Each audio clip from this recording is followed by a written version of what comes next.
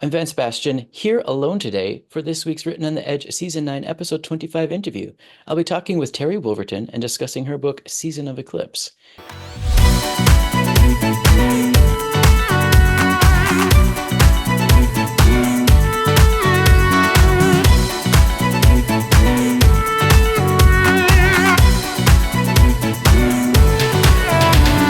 So let's get to know my guest. Terry Wolverton was born in Cocoa Beach, Florida, when she was just a year old. She left Florida with her mother and moved to Detroit, when she grew up and started college before transferring to the University of Toronto, where she majored in theater and women's studies. Ever since then, she's been both a student of and strong voice for feminism and the arts.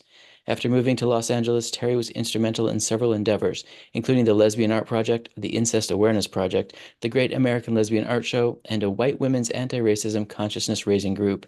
In '82, Terry established a consulting business, Consult Her, working with nonprofits, small businesses, and individual artists on issues related to vision, planning, resource development, marketing, and human resources.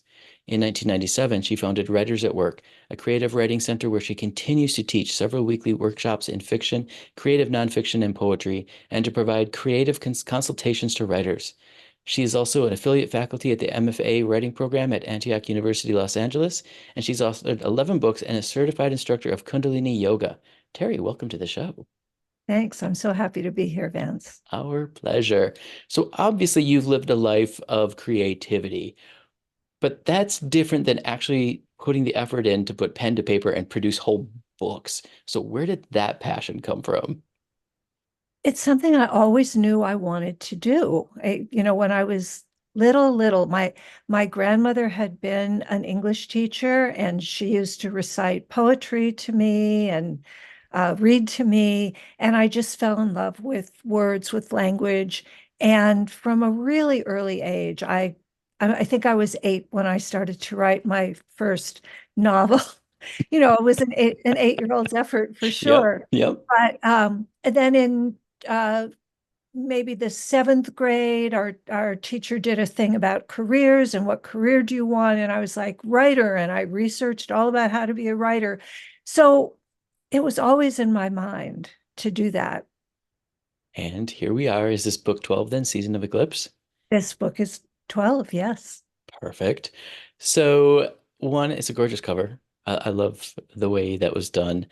Two, there are a lot of things to unpack here. So, if you don't mind me diving in, Not at all. Mariel's the main character, Yes. and she lives a life of privilege, right? Yeah, she is a novelist who's had reasonably good success.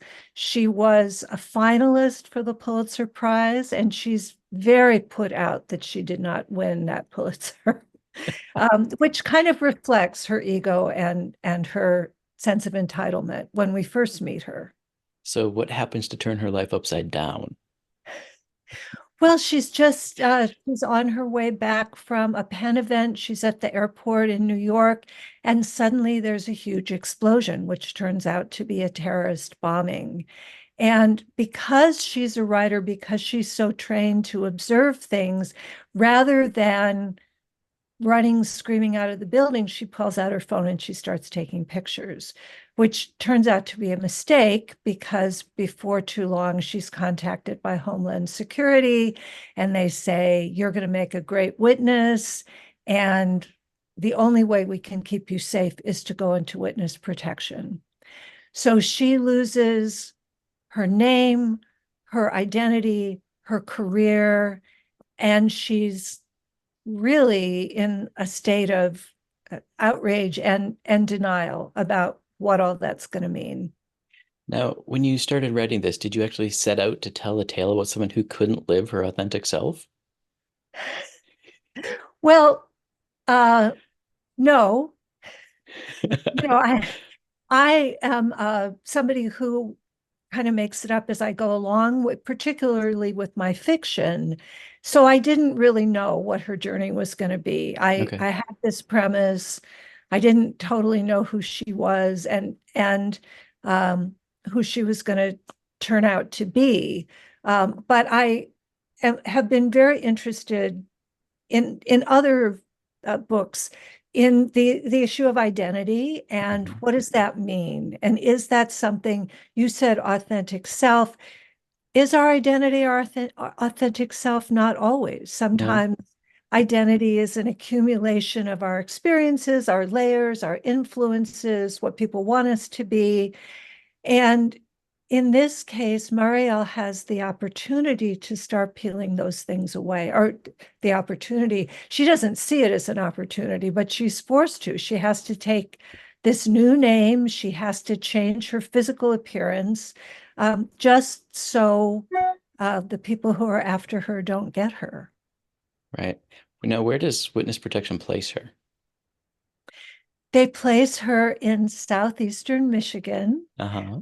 in a suburb of Detroit called Novi. And which is, she's very, very disgruntled to be there, and kind of snarky about it. But it's actually, a pretty lovely place. My mom lived there up until her death, and I spent a lot of time there, and it was so kind of easy. But it was certainly not a place that Mario would have chosen to go. Right. It's she's used to a glamorous life and she can't really, even if she could find that glamour there, she couldn't really uh, engage in it. Hmm. So, how does being south of Detroit help her face her identity and start to work on those layers? Well, without giving too much of the plot away, Right, exactly. no, she she progressively, first of all, she's not cooperative. She's given some rules that she has to follow. And almost right away, she's breaking those rules because she just can't stand being told what to do. And and initially that's fine, but progressively it starts to endanger her. And so the situation that she was very unsatisfied with, but thought was stable, turns out not to be stable. And she is put through a successive series of challenges. Uh, and each one strips more of her identity and persona away from her. And then eventually she arrives in Detroit proper, out of the suburbs and into Detroit proper at a time it was turning around, but it hadn't turned around yet. And Mhm. so it that landscape kind of echoes her own feeling of I've lost everything here. And now what am I going to do? Now what do I care about? And it's not the things that she used to care about. Right. Does her journey parallel Detroit's own journey? In certain ways, it does. I mean, That Detroit is a complicated place, and she's a it is. complicated person. But there are parts of Detroit that are just gorgeous. They just reopened the old train station. They rehabbed it, and so some of it looks just beautiful, and then other parts are still devastated. So, Mhm. yeah. And does that fit Marielle's journey? Well, I think she has always had a really uh, steely exterior, and that's how she's gotten through life. And now that doesn't serve her at all. So she has to start to make herself vulnerable and start to ask for help and gain humility, which is a big change for It's a her. huge change. It's a really hard change for people too. Yeah, All yeah. right. So there's the journey that she is going through personally, but then there's also like the whole bombing, chasing down the terrorists, and the whole like prosecution of that. How much of that does the book go into? Well, I remain focused on her journey, Okay. but her journey is so impacted by these external events. And when I originally took on the project and thought, okay, I want to write about this, it was really because I wanted to write about big things happening in the world, and how, those things impact us individually. But what we initially think is going on turns out to be much more complex than what is really going on. And she has to know enough about it to figure out how she's going to get out of it. She's not the superhero who figures it out all out and saves everybody, but she does really have to come through for herself and other people in order to survive the cascading series of events. Okay. All right. I don't want to ask spoiler questions, but I have a million of them. So what I'll ask instead is there anything else about the novel you want readers to know that I didn't think to ask? um, I would say that the person you meet initially, the as the main character, is not the person that you end up with. And along her journey, she meets a whole cast of characters that you might not expect from the outset of the novel to encounter. And they include a pair of Buddhist monks that she finds at the Zen Center in Ann Arbor, and a 29-year-old musician, dreadlocked musician by the name of Tuna, who she has kind of a I'll call it a hookup with.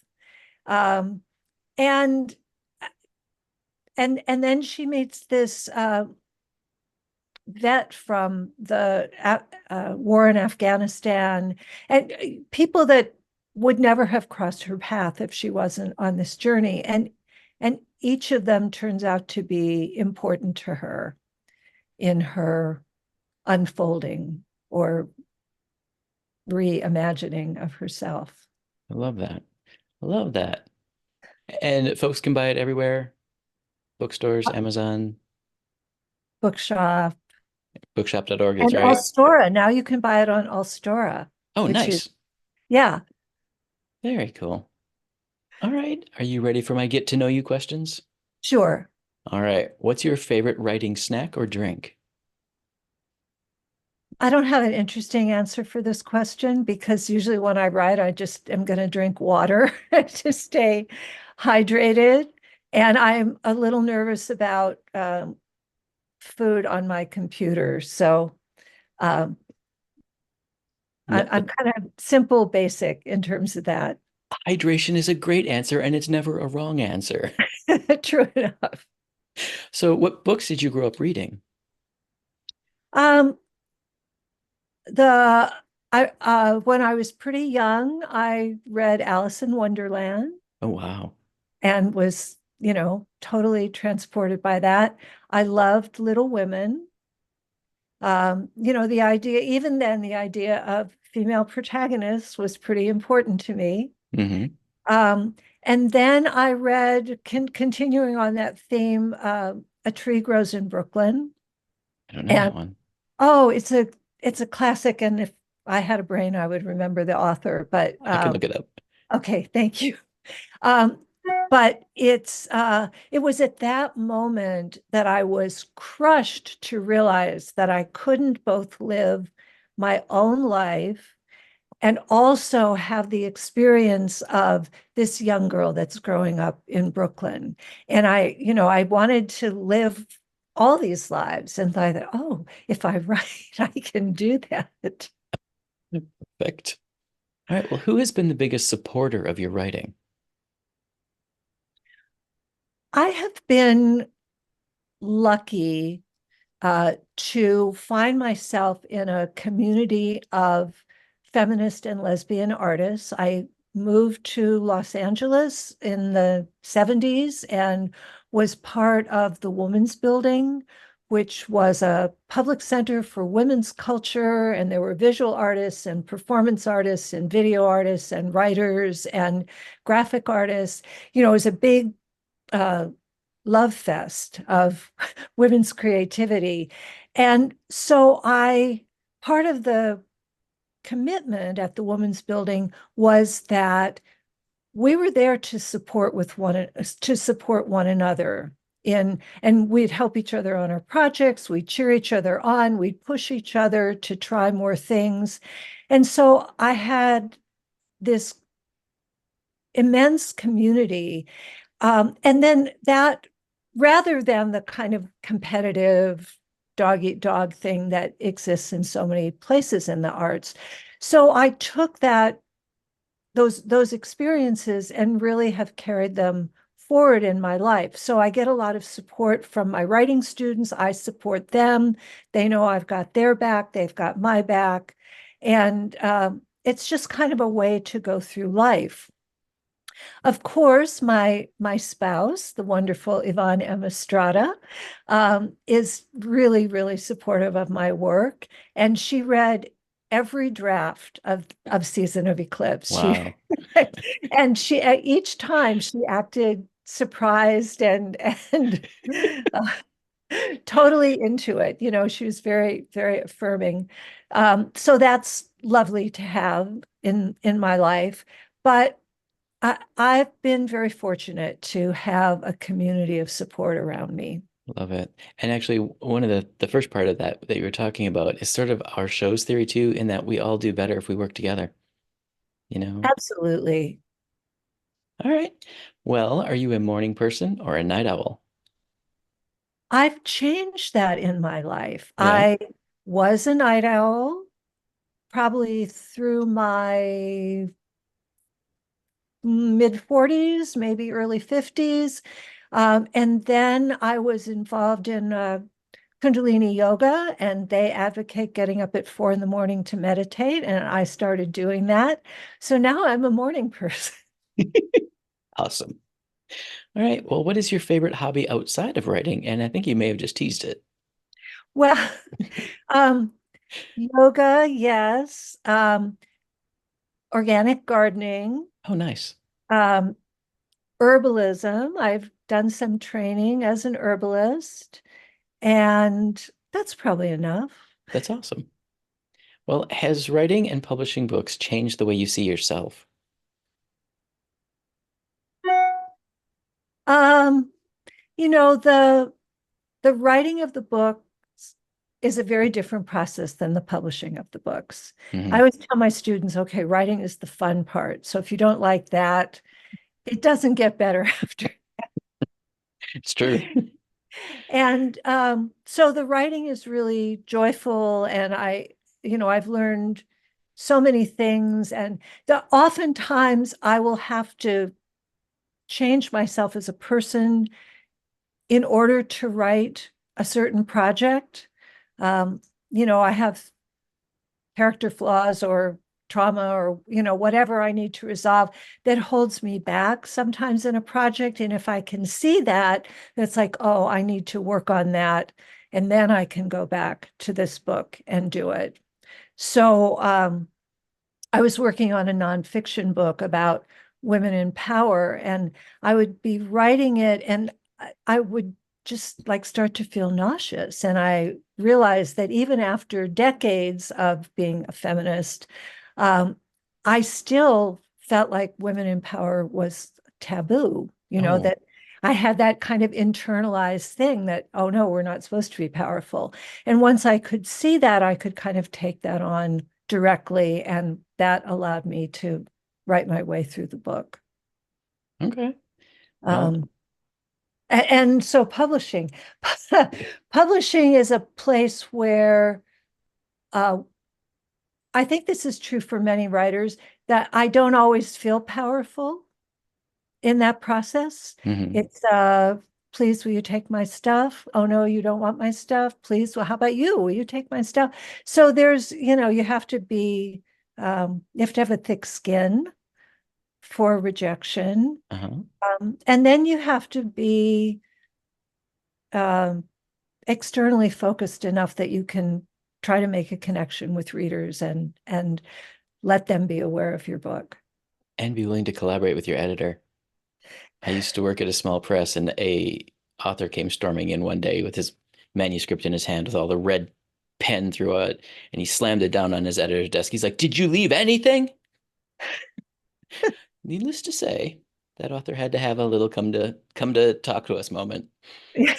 Yes, gets back to that humility. Yeah, exactly. And, I have had some great experiences with editors who really, really made the work better. Hmm. Great experiences. And then editors who were more hands off, I kind of felt like, well, Do you gee, care? did you just not care? Yeah. Right. Yep.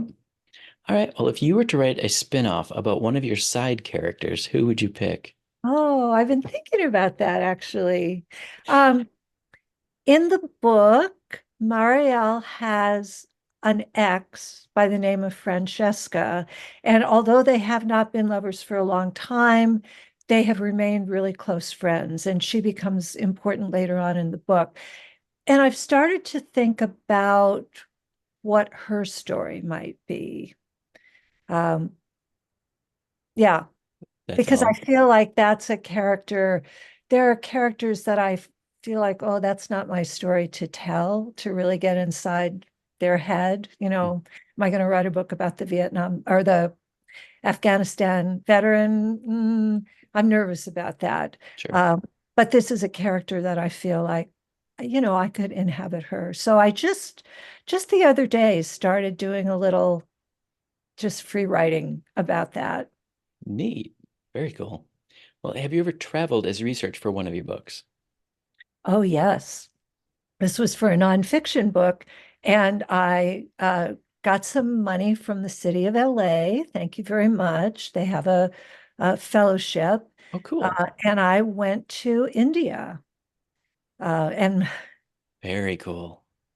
yeah, that nonfiction book was called Wounded World, and it's lyric essays about our spiritual disquiet. So in India, I availed myself of I went to the International Yoga Festival and availed myself of a lot of spiritual practices and experiences and brought that back into the book. That is really cool. And you are, I think, one of two or three authors who've traveled for a book. Most who have a tie have said that they've traveled and then were inspired to write a book after the fact. You're the one of the few who's done it the other way. So bravo. Well, I kind of knew I was going to write the book, but I felt like, oh, I can't pass up this experience. Right. Very cool. And congratulations, you made it through my questions. Nicely done.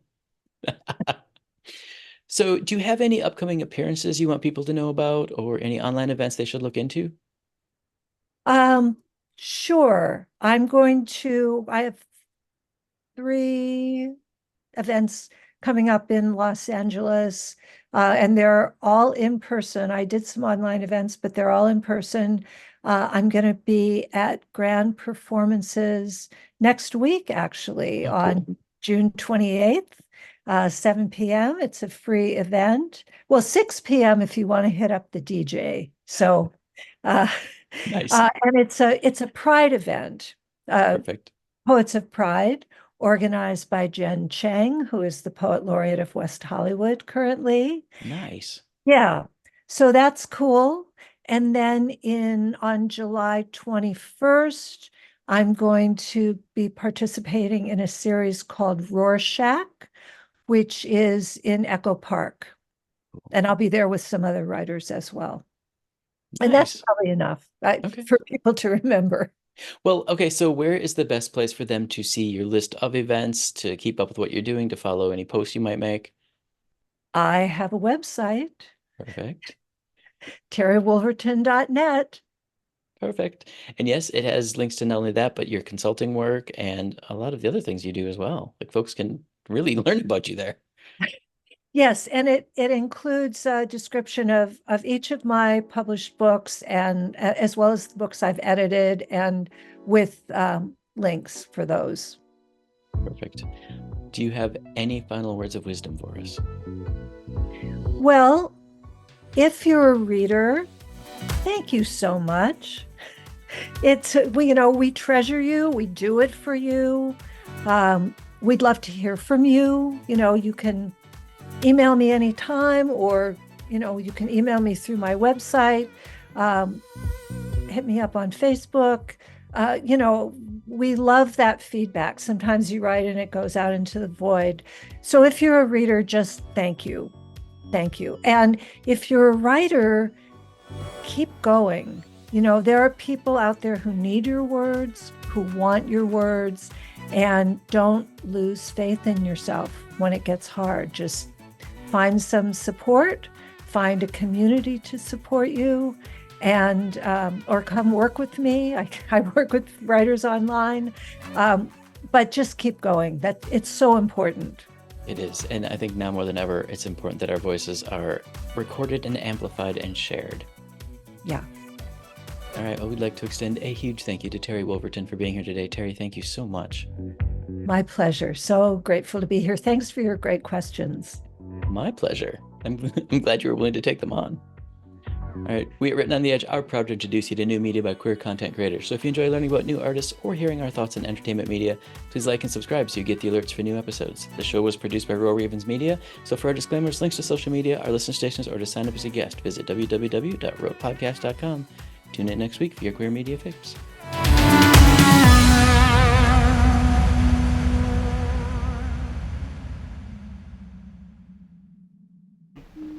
Oh, what's that? Closing time. The bums rush in melody, dear.